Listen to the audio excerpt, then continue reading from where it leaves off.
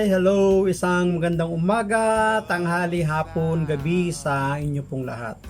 Anong oras man ninyo na napapanood ang video ito, saan man kayong panig ng mundo, kayo po ay muli naririto naman sa aking programa na hindi ninyo programa. Ang tandaan mo ito. Tandaan natin ito. Brad, ano na naman ba ang aming tatandaan sa programa mo na hindi namin programa? Ito ang ating tatandaan ngayon. Ang katuruan tungkol sa pagpapakumbaba. Ano yon? Ang katuruan tungkol sa pagpapakumbaba. Bakit yan ang ating tatandaan? Sapagkat ito po ay may kinalaman at kaugnayan sa atin pong pagbasa na babasahin sa susunod pong buwan sa November 5, araw po ng linggo. Pero bago natin bigyan ng daan ang atin pong pagninilay at refleksyon, bibigyan po natin ng pagkakataon naman ang ating mga kapatid na wala pong sawang sumusuporta sa channel natin. Wala pong iba kundi ang ating mga kapatid, kay Sis Jing Ramos, maraming salamat sa iyo. Kay Sis Julie Taylor, maraming salamat. Kay Sis Nympha Ay, maraming salamat. Kay Sister Lani Calderon, salamat sa iyo. Kay Brother Ronald Pagalyaman, marami pong salamat. Kay Brother Jennifer Henoroso, salamat sa iyo kapatid. Kay Brother Gershon Traso, salamat. Kay Brother Norberto Macaraig, salamat. Kay Brother Eduardino Marasigan, salamat sa iyo kapatid. Kay Brother Victorio Indibilla, marami pong salamat sa iyong pagbalik. Kay Brother Jas Jacinto Pajardo dyan sa Camarines Sur. Kay Sis Eli Bernardino, salamat po sa iyo. Kay J. Chris Bautista, marami pong salamat. Kay Telia Cabello, marami din pong salamat. Kay Sis Teresita Santa Teresa, salamat po. Kay Juby Abobo, maraming salamat, first time yata niya. Kay Brother Reynaldo Paharda, salamat sa iyo kapatid. Kay Father Honey Kilapio, salamat po sa iyo. Kay Saint Pat Jude dyan sa Japan, maraming salamat kapatid. Kay Sister Grace Gonzales, maraming salamat din po. Kay Samuel Carabena, salamat sa iyo, first time niya po sa ating channel.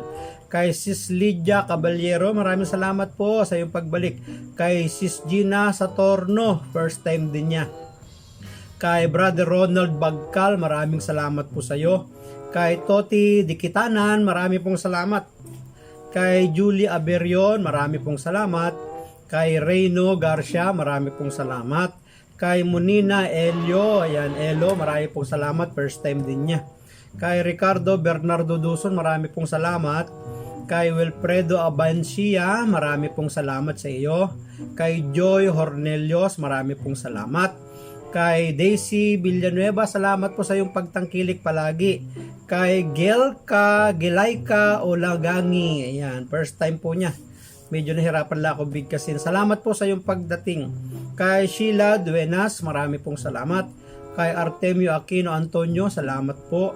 Kay Ila Libay Channel, maraming salamat sa iyo kapatid, first time din niya. Kay Jose Bacani, maraming salamat. Kay Kobikasi Amigo, marami pong salamat sa iyo. Kay Millie Grace Valdez, marami pong salamat. Kay Cyrene Ibon, salamat po. Kay Abelardo Castro, marami pong salamat. Kay Nelson Domingo, marami pong salamat. At kay Pastor Ronnie Pascua ng United Methodist Church, marami pong salamat sa iyo kapatid. At salamat po sa lahat ng patuloy na tumatangkilik sa channel pong ito. Pagpalain po kayo ng ating Diyos. At kung ibig din po ninyo na kayo mapasama sa mga shoutout ng channel na ito, wag po ninyong kakalimutan na mag-comment lamang kahit saan pong mga video ay akin po yung nahahanap at nasusundan. Kaya marami pong salamat sa inyo. So tayo nga po ay magpapatuloy. Ano po ang ating pinag-uusapan ngayon? Ang katuruan tungkol sa pagpapakumbaba. Puntahan po natin ang ating pagbasa. Ang pagbasa po ay hahanguin natin sa Ebanghelyo ni San Mateo. Ang kabanata po ay 23, mga talatang 1 hanggang 12. Ganito po ang pagkasaad. Pagkatapos ay sinabi ni Jesus sa mga tao at sa kanyang mga alagad, ang mga tagapagturo ng kautusan at ang mga Parisiyo ang kinikilalang tagapagpaliwanag ng kautusan ni Moises. Kaya't gawin ninyo ang itinuturo nila at sundin ang kanilang iniuutos. Ngunit huwag ninyong tularan ang kanilang ginagawa, sapagkat hindi nila isinasagawa ang kanilang ipinapangaral. Nagpapataw sila ng mabibigat na pasanin sa mga tao, ngunit ni daliri ay ayaw nilang igalaw upang tumulong sa pagpasan ng mga iyon. Pawang pakitang tao ang kanilang mga gawa. Nilalaparan nila ang mga lalagyan ng talata sa kanilang noo at braso at hinahabaan ng palawit sa laylayan ng kanilang mga damit. Ang nais nila ay ang mga upuang pandangal sa mga handaan, ang mga pangunahing upuan sa sinagoga. Gustong-gusto nilang binabati sila sa palengke at tawaging guro. Ngunit, huwag kayong patawag na guro, sapagkat iisa ang inyong guro at kayong lahat ay magkakapatid. Huwag ninyong tawaging ama ang sinumang tao sa lupa, sapagkat iisa ang inyong ama, ang Ama na nasa langit. Huwag kayong patawag na tagapagturo, sapagkat iisa ang inyong tagapagturo, ang Kristo. Ang pinakadakila sa inyo ay magiging lingkod ninyo, ang nagmamataas ay ibababa at ang nagpapakumbaba ay itataas. Pagpalain po ng Diyos ang pagkabasa ng kanya pong mabuting balita. Pinupuri ka namin, Panginoong Hesu Kristo. Ano na po yung ating pinag-uusapan ngayon? Ano po yung title ng ating pong pamagat? Title na, pamagat pa ng ating refleksyon. Ang katuruan tungkol sa pagpapakumbaba. Mapapansin natin sa umpisa pa lamang, medyo may babala o paalala, warning ang ating Panginoon sa mga tagapagturo na mga kautusan. Yung mga tinatawag na eskriba at mga pariseyo.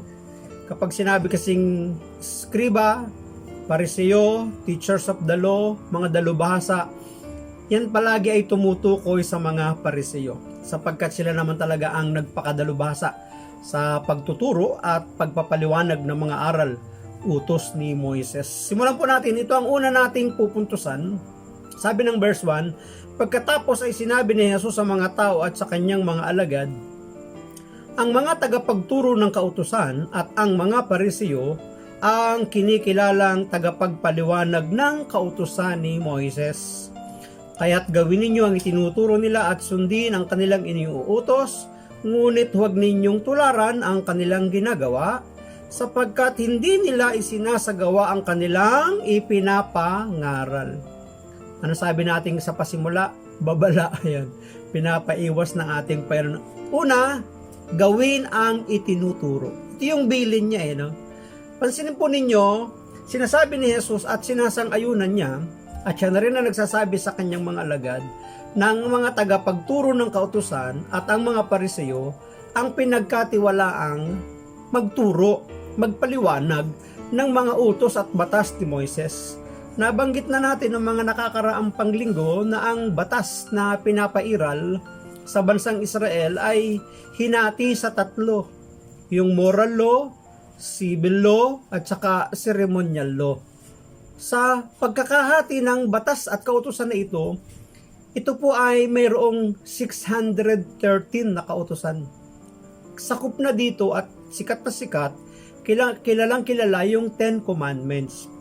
So nasa ilalim yun ng 613. At ang nagpapaliwanag at ang nagtuturo niyan at binigyan ng authority ay walang iba yung mga dalubhasa, yung mga eskriba, ang mga pariseyo, na sila yung dapat na magpaliwanag. Maliban sa kanila ay walang pinahintulutan na magpaliwanag ng mga aral at kautusan ni Moises nung panahon ng ating Panginoong Yesus. So, ina-acknowledge, kinikilala ng Panginoon na sila yung mga dapat na tagapagpahayag, tagapagpaliwanag, tagapag-uplift ng spiritual ng isang tao sa pamamagitan ng mga pagtuturo ng batas at kautusan ni Moises na dapat nilang sundin, na dapat nilang isagawa, isabuhay bilang mga tagasunod ng ating Diyos. Kaya ito yung una, gawin ang itinuturo. Bakit?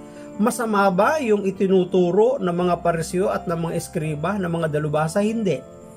Utos yun na galing sa Diyos. Kaya lang dito sa ating pagbasa, sinasabi ng ating Panginoon, sundin ninyo, gawin ninyo kung ano yung mga iniaaral at tinuturo nila. Ngunit ang ipinapaiwas dito ng ating Panginoon, yung kanilang ugali, yung kanilang karakter, yung kanilang buhay mismo. Sapagkat sila maaaring mga dalubhasa, magagaling magturo, ang problema, hindi nila isinasagawa, hindi sila nagsasabuhay kung ano yung kanilang itinuturo at iniaaral. Hindi sila nagiging, kumbaga ay isang magandang ihemplo o isang halimbawa. Parang magulang yan eh. Minsan ng mga anak din, sumusunod din sa mga nakikita nila sa kanilang mga magulang. Hindi doon sa sinasabi ng kanilang mga magulang. Minsan mas epektibo na ipakita natin yung isang magandang halimbawang gawa kaysa sa pamamagitan ng ngawa. Diba? Minsan kahit na marami tayong sinasabi, hindi nila ginagawa eh. Pero kapag nagbibigay tayo ng isang magandang halimbawa, para makita nila, pagdating ang panahon, tutularan nila yan eh. Magiging ugali din nila eh, magiging lifestyle din nila eh. Bakit? Susundan nila yung kanilang magulang. Sino ba ang isang magandang halimbawa na hindi lang mga salita ang ginamit para sa kanyang anak? Eh di si Abraham. Nung dumating ang panahon na hiningi ni Yahweh ang kanyang anak na si Isaac, hindi ba't nagpunta sila sa bundok? Kumpleto na yung kanilang mga kagamitan eh. Nagagamitin sa paghahandog. Ang kulang na lang ay yung ihahandog. Kaya nga si Isaac ay nagtanong sa kanyang ama, Ama, Amang Abraham, kumpleto na ang lahat. May apoy na tayo, may panggatong na tayo, may pangbigkis na tayo. Isa na lang ang kulang. Yung ihahandog. Nasaan ang ihahandog? Diba? Ano ang sagot ng kanyang ama? Ang Diyos ang magpapadala. Ang Diyos ang magsusupply. Ang Diyos ang magbibigay. Pero sa isipan ni Abraham, yung kanyang anak ang ihahandog sapagkat yun yung utos at order ng Diyos nang hingin niya kay Abraham ang kanyang anak na si Isaac. Pero hindi inalintana, hindi ipinaramdam ni Abraham kay Isaac na siya yung kakatayin, na siya yung papatayin, na siya yung papaslangin at siya yung ilalagay doon sa susunuging gagawing altar pagdating nila sa bundok. Di ba? Ang palaging sinasambit, binibigkas, sinasabi ni Abraham, God will provide. Ang Diyos ay may nakalaan. O di ba? At pagdating doon sa bundok, nakita ni Isaac na wala naman talagang ihahandog. At siya nga yung ginapos at itinali ng kanyang ama. Nagpumiglas ba? Tumakas ba? Tumakbo ba ang kanyang anak? Tumakbo ba si Isaac para takasan yung panganib ng kamatayan sapagkat siya pala yung ihahandog? Hindi. Naging masunurin siya sa kanyang ama kung ano ang ginawa ng kanyang ama. Sinunod lang niya, nagpaubaya siya. Bakit? Maring sa buhay ni Abraham, nakita ni Isaac na si Abraham ay naging masunurin sa Diyos. Kaya yung kanyang pagiging masunurin, yun yung naging pinagtularan ni Isaac na alam niyang hindi siya sasaktan at pababayaan ng kanyang ama. At totoo naman, nung kanyang aambain na pupunyalin yung kanyang anak, hindi ba't siya pinigilan ni Yahweh? At sinabing mayroong tupa na dapat na ihandog ng mga panahon na yon. So, like father, like son. Kaya dito sa ating pagbasa, imbes na sabihin ng Panginoon na pakinggan niyo sila at tularan niyo sila, hindi, baliktad eh. Magkasulangat, hindi nagkasundo yung kanilang pangangaral at yung kanilang pagsasabuhay. Sa isang mga mangangaral, sa isang tagapagturo ng kautusan, sa mga nagdadala ng mabuting balita, dapat magkasundo yung pangangaral at yung pagsasabuhay. Hindi dapat nagko-conflict yun eh. Hindi dapat nagse-separate yun eh. Hindi dapat naghihiwalay yun. Dapat yun ay magkasama, yung pangangaral at pagsasabuhay. Mapapansin natin na si Jesus mismo ang nagbabala sa kanyang mga tagasunod, sa mga tinuturuan ng mga Pariseo na pakinggan at sundin yung kanilang itinuturo. Pero yung kanilang pamumuhay ay huwag tutularan. Ano sabi ng verse 1? Pagkatapos ay sinabi ni Jesus sa mga tao at sa kanyang mga alagad, ang mga tagapagturo ng kautusan at ang mga Pariseo ang kinikilalang tagapagpaliwanag ng kautusan ni Moises. Kaya't gawin ninyo ang itinuturo nila at sundin ang kanilang iniuutos. Ngunit huwag ninyong tularan ang kanilang ginagawa, sapagkat hindi nila isinasagawa ang kanilang ipinapangaral. So wala silang dangal, walang dignidad. Kumbaga ay pwedeng may sumigaw na magsabi sa kanilang mga bulaan, mga peke kayo, di ba? Mga hindi kayo totoo. Kaya kayo nagpapaliwanag, kaya kayo nangangaral, meron lang kayong personal na layunin. Pwedeng ganun Bakit? Kasi hindi nakikita yung pagsasabuhay at pagsasagawa. Kaya ang Panginoon ay nagbigay ng babala. Gawin ang itinuturo, ngunit huwag tutularan. Pangalawa, sabi po ng verse 4, nagpapataw sila ng mabibigat na pasanin sa mga tao, ngunit ni daliri ay ayaw nilang igalaw upang tumulong sa pagpasan ng mga iyon. Pawang pakitang tao ang kanilang mga gawa. Nilalaparan nila ang mga lalagyan ng talata sa kanilang noo at braso at hinahabaan ng palawit sa laylayan ng kanilang mga damit. Ang nais nila ay ang mga upuang pandangal sa mga handaan at ang mga pangunahing upuan sa sinagoga. Gustong-gusto nilang binabati sila sa mga palengke at tawaging guro. Tingnan po ninyo mga kapatid. Inobserbahan at nakita ni Jesus kung ano yung kanilang mga gawa. Kung ano yung gawain, kung ano yung lifestyle, kung ano yung uri ng pamumuhay ng mga pinagkatiwalaan ng mga batas at kautusan ni Moises. Taliwas doon sa kanilang mga itinuturo, sa kanilang mga ipinapangaral, yung takbo ng kanilang pamumuhay. Kaya nga ang sabi ng ating Panginoon sa ating pagbasa, sila ay mga pakitang tao. Kaya ito po yung pangalawa, pakitang tao o yung mapagkunwari, mapagpanggap. Ano yung una nating pinupuntusan? Gawin ang itinuturo. Pangalawa ay pakitang tao, yung mga mapagkunwari. Inisa-isa dito, yung mga ugali at gawain nila. Ano ang sabi sa verse 5? Pawang pakitang tao ang kanilang mga gawa. Mabibigat yung kanilang mga ipinapapasan sa kanilang mga tagasunod, sa kanilang mga miyembro. Pero ang sabi sa ating binasa, ni daliri ay ayaw nilang igalaw upang tumulong sa pagpasan. Maaaring mabigat yung pasan. Ako nakakita ako ng video clip na bigat na yung mga kasamahan niya. Siya naman, kunwari hirap na pero hindi naman nakahawak. Diba? Kunwari tumutulong pero hindi naman nakahawak doon sa pinapasang mabigat. Imbis na makatulong, imbis na asset, liabilities pa siya.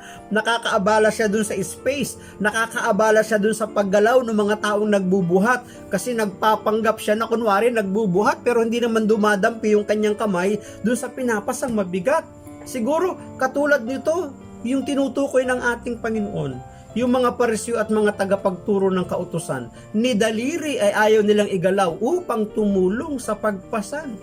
Hindi na nga nakakatulong, pahirap pa. So, diba? So, pawang pakitang tao ang kanilang mga gawa. Ito pa, nilalaparan nila ang mga lalagyan ng talata sa kanilang noo at braso. Diba? Meron po silang para mga box dito. Tsaka sa braso. Meron silang kalagay dyan, mga talata sa Biblia. Para ipakita sa mga tao na ang mga ito ay palaging nasa isip ang salita ng Diyos. At ang salita ng Diyos ay palagi nilang kanilang isinasagawa. Nilalaparan pa nga, nilalakihan, diba? Diba ng mga nakakaraang panahon, may nagsabatas, nagplano na ang plaka ng mga motorsiklo ay lakihan, hindi lang sa likod, kundi sa harap pa, lalaparan, para kahit malayo, kitang-kita agad yung plate number ng motorsiklo, diba? Maraming nagalit. Bakit? Kasi abala yun Malayo pa, kita mo na agad kung ano number nung plate number ng dala-dala nung nagmumotor, di ba? Para makita agad, kaya gusto na lang isabatas na malakihan yung plate number ay para ma-identify agad kahit malayo at makita ng mga CCTV kung gagawa man ng hindi magagandang gawain, di ba? Para madali silang matukoy. So ganun Ang isang layunin nito kung bakit nilalakihat, nilalaparan nila yung mga nasa at sa braso nila ay para agad na makita ng mga taong ito ang mga tagapagturo, ito ang mga dalubhasa, ito ang mga parisyo, ito yung mga taong nasa templo palagi na walang ginawa kundi magsagawa at magsabuhay, manalangin, mag-ayuno para sa atin. O, di ba? Minsan ganun Ang layunin nila para makita agad sila.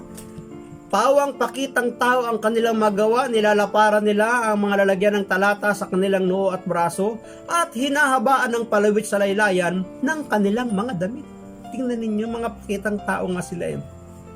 Ang nais nila ay ang mga upo ang pandangal sa mga handaan at ang mga pangunahing upuan sa sinagoga. Kapag mayroong mga okasyon, hindi sila nagpapahuli. Hindi sila pumupwesto doon sa pinakasulok, pinakagilid. Agad-agad sila nandun sa presidential table.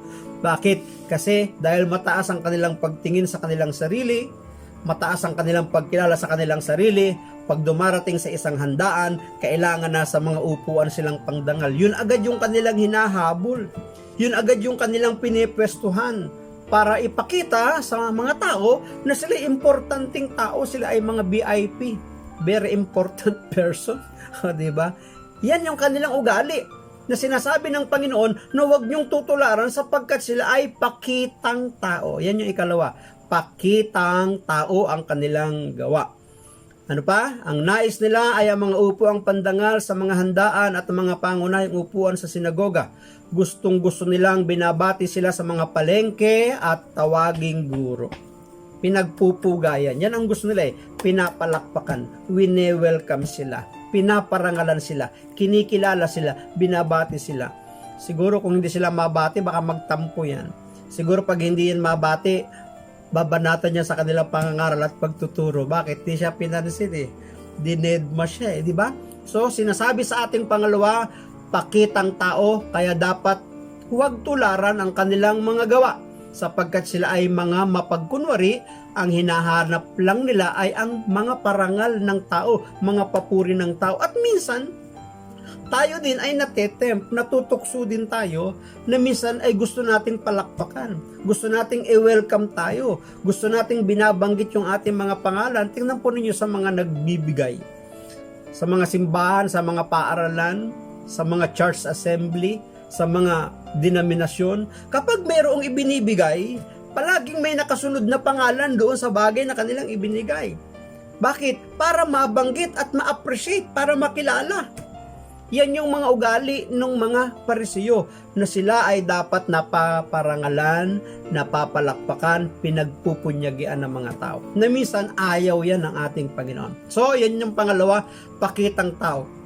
Kaya pinapaiwas ng ating Panginoon ang kanyang mga alagad at ang mga tao ng mga panahon na yon sapagkat hindi sila nagsasagawa at nagsasabuhay ng mga aral ng Panginoon. Magagaling silang magturo, ngunit kumukontra yung gawa ng kanilang buhay. Ikatlo, sabi ng verse 8, ngunit huwag kayong patawag na guro sapagkat iisa ang inyong guro at kayong lahat ay magkakapatid. Huwag ninyong tawaging ama ang sinumang tao sa lupa sapagkat iisa ang inyong ama, ang ama na nasa langit. Huwag kayong patawag na tagapagturo sapagkat iisa ang inyong tagapagturo, ang Kristo. Ang pinakadakila sa inyo ay magiging lingkod ninyo, ang nagmamataas ay ibababa, at ang nagpapakumbaba ay itataas. Kung papansinin po ninyo mga kapatid, may ipinapaiwas ang Panginoon sa kanyang mga alagad kung sakali sila maglilingkod at magmimisyon. Ano yung ipinapaiwas? Na sila'y tawaging guro or tawaging ama. Bakit? Kasi malakas ang hatak ng temptation na pang sarili na lang natin ang makukuha nating palakpak sa mga tao imbis na ang maparangalan ay ang Diyos. Kaya pansinin nyo mga kapatid, minsan nang suguin ni Jesus ang kanyang mga alagad, umuwi silang mga nagtagumpay diba? Nag-report sila Panginoon, Guro, sa aming pagmimisyon, ang mga masamang espiritu ay ang mga demonyo sumusuko sa iyong pangalan. Ang lahat ay gumagaling sa mga karamdaman kapag kami nagpapatong ng kamay at ginagamit ang iyong pangalan. Na ipapangaral namin ang iyong mabuting balita at maraming napagpapala. Ano ang sabi ng Panginoon sa kanila? Sabihin niyo sa kanila, kayo ay mga aliping walang kabuluhan, kayo ay tumupad lamang sa tungkuling pagkatawag sa inyo. Ano sabi niya? Sabihin ninyo, kayo mga aliping walang kabuluhan na tumupad lang sa tungkulin. Tingnan niyo, walang pangalang guro o tagapagturo or ama, sapagkat ang credit ng lahat ng yan, ng ating gagawin, ay para sa ating Diyos, sa ating Ama. Siya ang ating tagapagturo. Sa Kanya dapat ang punta ng parangal. Hindi natin dapat naaagaw. Hindi natin dapat nakukuha yung papuri at parangal kung tayo man ay ginagamit ng ating Panginoon. Kaya pinapaiwas yun eh. Sabi ng verse 10, huwag kayong patawag na tagapagturo, sapagkat iisang inyong tagapagturo ang ating Panginoong Jesucristo. Hindi na po natin ito lalaliman. No? Ang verse 11, ang isa sa pinakamagandang gusto ho nating puntasan ngayon. Sabi ng verse 11, ang pinakadakila sa inyo ay magiging lingkod ninyo. Ang nagmamataas ay ibababa at ang nagpapakumbaba ay itataas. Ito po yung ikatlo, maging lingkod. Diba? Ano sabi? Verse 11, ang pinakadakila sa inyo ay magiging lingkod ninyo. Tingnan po ninyo, yung mga alagad ay dumating din ang panahon na sa kanilang mga paglalakbay, sa kanilang paglilingkod, nauuna si Jesus. Ang kanyang mga alagad minsan nagpapahuli. Bakit nagpapahuli? Nagtatalo-talo sila eh. Diba? Nag-a-argue sila eh. Nagpapaligsahan sila eh. Nagkukumpara sila sa isa't isa eh. Sapagkat para sa kanila, siya yung dakila, ito hindi. Nagtatalo-talo sila eh. Ang kanila pating pinagtatalunan ay yung posisyon, yung pwesto sa kaliwa at kanan ng ating Panginoon. Na kapag si Jesus na yung naghahari, sino ba ang sa kaliwa at sa kanan? Yun ang kanilang pinagtatalunan eh. Minsan nga, kinutsyaba pa nung magkapatid ang kanilang nanay eh, na lumapit kay Jesus at sabihin kay Jesus na kung maaari, kapag siya naghahari na, ang dalawa niyang anak, ang isa sa kaliwa, ang isa sa kanan. Di ba nagalit yung 10 eh? Pinag-aawayan nila yung posisyon. Pinag-aawayan nila yung kadakilaan, yung kasikatan. Pinag-aawayan nila yung poder, yung kapangyarihan. Pero, hindi yung lingid sa Panginoon. Nakita yun ng Panginoon. At ito, may kaugnayan sa ating pagbasa. Ang pinakadakila sa inyo ay magiging lingkod ninyo. Pinag-aawayan nila yun eh. Pero anong sabi ng Panginoon? Ang nagpapakataas ay ibabagsak. Ang nagpapakababa ay siyang itataas. Kaya nga doon sa huling hapunan, bago dudulog sa hapag ang lahat ng mga nandun sa hapag, dahil sila galing sa malayong paglalakbay, marurumi ang kanilang mga paa. Doon hindi uso yung lamesang mataas na hanggang dibdib natin, hanggang tiyan natin. Ang kanilang paraan ng pagkain ng mga panahon na yon, mababa yung table. Mga nakaangat lang ng konti sa sahig. Tapos sila, mga naka-slanting sila, nakapalibot sa isang lamesa. So, kung sila'y naka-slanting, nakapalibot sa isang lamesa, hindi balikat ng kasama mo ang katabi mo. Kapag nakaupo ka sa ordinaryong table, ang katabi mo, kapwa balikat mo. Kabalikat mo siya. Pero hindi eh, noong mga panahon na yun, dahil sila yung mga nakahilig, naka-slanting, ang katabi mo, paa nung katabi mo. Kaya kailangan sila ay maghugas, yun ang tradisyon eh. Kapag dudulog ka sa hapag, kailangan maghugas ka ng paa. Eh lahat sila galing sa paglalakbay. Wala namang alipin doon, wala namang ibang tao doon, sila yun eh. Kaya lang doon sa 12, walang gustong umakto. Walang gustong gumawa na maghugas ng paa ng kanilang kapwa alagad. Kaya ano ang ginawa ng ating Panginoon sa kanila? Si Jesus ang naghubad. Nakadulog na ang Panginoon, di ba? Sabi ng Biblia, nakadulog na siya sa hapag eh. Dahil walang gustong maghugas ng paa ng kanyang mga kasamahang kapwa alagad, si Jesus ang tumayo at naghubad at nagsapi ng tuwalya, kumuha ng palanggana at naglagay ng tubig at hinugasan ang paa ng kanyang mga alagad. Pagdating kay Pedro, ayaw pa nga, di ba? Ano ang sabi ng Panginoon? Kapag hindi ka nagpahugas sa akin, wala kang kaugnayan sa akin. Di ba? Ano ang sagot ng Pedro? Panginoon, wag lang yung paa ko, pati ulo ko na. Ano ang sabi ng Panginoon? Ang naligo na hindi na dapat hugasan ng paa, eh syempre malinis na, naligo na eh, di ba? Pagkatapos gawin ni Jesus yung paglilingkod na yon, yung paghuhugas ng paa ng kanyang mga alagad, kung ako na inyong Panginoon ay naghugas ng inyong mga paa, iniiwanan ka kayo ng isang halimbawa, maghugasan din kayo ng inyong mga paa. Maglingkuran kayo sa isa't isa. Ito po yung binabanggit sa verse 11. Ang pinakadakila sa inyo ay magiging lingkod ninyo. Ang Panginoong Hesus ay nagtuturo ng paglilingkod sa kapwa. Siya ang nagpakita ng isang halimbawa nung mga panahon na yon. Si Jesus ang pinakadakila. Siya yung pinakamakapangyarihan. Siya yung kinikilala. Siya yung dinudubog ng mga tao. Pero dito sa ating pagbasa, siya ay naging alipin. Siya ay naging isang slave sa pamamagitan ng paghuhugas ng paa, sapagkat ang naghuhugas ng paa noong mga panahon na yun ay isang alipin ng isang tahanan. Doon sa 12, walang gustong gumanap ng pagiging alipin. Walang gustong maghugas ng paa ng kanyang kapwa alagad, sapagkat iniisip niya, mas angat ako sa kanya mas makapangyarihan ako sa kanya, mas matanda ako sa kanya, mas marunong ako sa kanya, dapat siya ang maglingkod sa akin. Hindi. Si Jesus ang pinakadakila noong mga panahon na yon, pero siya ang gumanap ng gawain ng alipin na naghugas ng paa ng kanyang mga alagad. Kaya yung kanyang pagtuturo, sinasamahan niya ng gawa.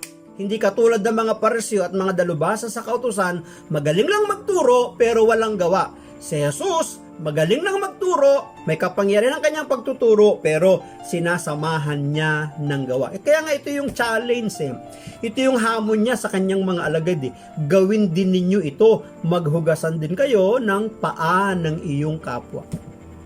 Kaya po ba natin? So ito yung ikatlo, maging lingkod.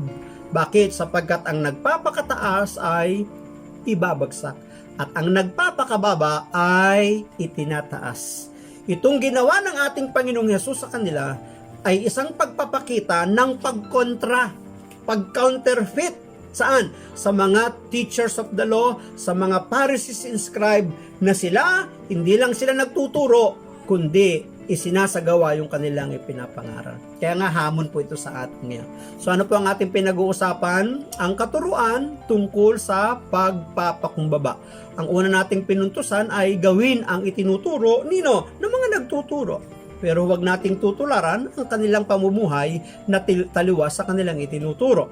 Ikalawa, pakitang tao mapagkunwari, kaya naman pinapaiwas ng Panginoon ang mga tao at ang kanyang mga alagad sa mga tagapagturong ito, sapagkat sila ay mga mapagkunwari lamang. At ikatlo, dapat na maging lingkod ang mga ibig maglingkod sa ating Panginoon. Maraming salamat po, at kung kayo po ay napagpala ng video ito, huwag niyo naman po kakalimutan na mag-like, syempre i-share niyo na din, at huwag niyo kakalimutan kalimbangin yung bell icon dyan, piliin niyo yung all, para anytime na meron po akong upload na video, mano-notify po kayo. Ang akin lamang pong palaging masasabi, hayaan natin na ang Diyos ang palagi ang maging Diyos ng ating buhay. Bye-bye, and I love you with the love of the Lord. Buhay ko na hindi alam kung saan. I've got some burst banana. Maraming salamat sa inyong panunood, at kung kayo naman ay napagpala, huwag niyong kalimutan na mag-like and share, mag-subscribe na din, at kalimbangin ang bell icon na inyong makikita sa ibaba ng video upang kayo palaging updated sa aking mga video kapag ako ay may bagong upload. Maraming salamat, God bless, and I love you with the love of the Lord. Bye-bye! One from Johnny, in case he passes by this way. And can you pass this on to Minnie, so she knows where we're at? And you better send me your address so that I can send